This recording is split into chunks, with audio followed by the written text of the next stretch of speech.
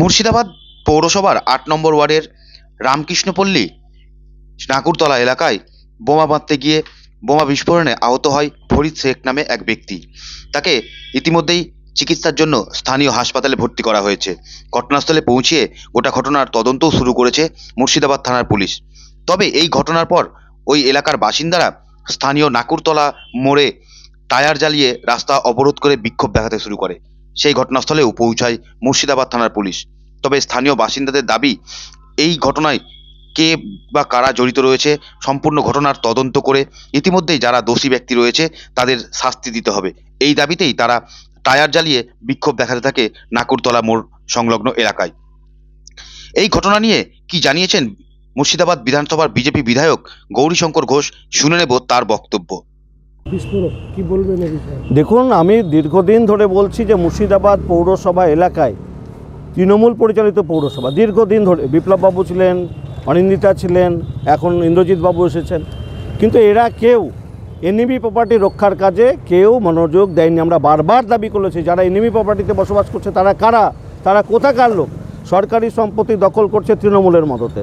তৃণমূলের ঘোষিত নেতা ওখানকার কয়েকজন রয়েছে, গ্রামীণের এবং শহরের। তারা প্রতিনিয়ত এনিমি প্রপার্টি হস্তগত করছে এবং সেগুলোকে চড়া মূল্যে বিক্রি করছে। যারা কিনছে তারা বহিরাগত, তারা বাংলাদেশের না রোহিঙ্গা না পাকিস্তানি কেউ জানে না। এই পৌরসভা, মুর্শিদাবাদের পৌরসভা, তাদের ইঞ্জিনিয়াররা বিল্ডিং প্ল্যান পাস করাচ্ছে, সেখানে তারা বাড়ি করাচ্ছে। এটা প্রশাসন, পৌরসভার মদত ছাড়া সম্ভব নয়। আজকে সেই এলাকাতেই বিস্ফোরণ ঘটেছে। আর যে ফরিদ শেখ, যার বাড়িতে বিস্ফোরণ হয়েছে, তিনি তৃণমূলের কর্মী।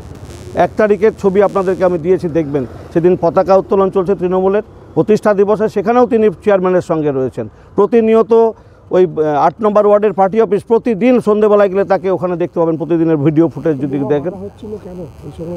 আগামী দিনে ইলেকশন জিততে হবে, কারণ ৮ নম্বর ওয়ার্ড তারা কোনোবার জিততে পারে না, প্রতিবার বিজেপির কাছে হারছে। তাই আগামী দিনে দখল করে তৃণমূল কংগ্রেস তো টিকেই রয়েছে বোম, গুলি, বারুদ, ছাপ্পা, ধাপ্পা এসব দিয়ে। তো ওনাদের তো একটাই কাজ, বোম তৈরি করছে দুষ্কৃতীদেরকে দিয়ে, আর এই দুষ্কৃতীদেরকে মদত যোগাচ্ছে প্রশাসন। তাদেরকে অ্যারেস্ট করা যাবে না। ছাত্রদের অ্যারেস্ট করো, ছাত্র আন্দোলনে লাঠি চালাও, পুলিশ আজকে ডাক্তারদের আন্দোলনে লাঠি চালাও, অন্যায়ের প্রতিবাদ করলে তাদেরকে লকআপে ঢুকিয়ে দাও, মামলা চাপিয়ে দাও, বাড়িঘর জ্বালিয়ে দাও, না হলে মেরে ফাঁসিতে ঝুলিয়ে দাও। এটাই কাজ। বাংলা জুড়ে এটাই চলছে তৃণমূল কংগ্রেসের শাসনে।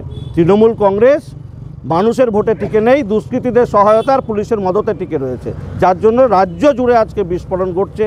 গতকাল মালদায় তাদের কাউন্সিলর মরেছে, সেজন্য কি রাস্তা অবরোধ করেছেন?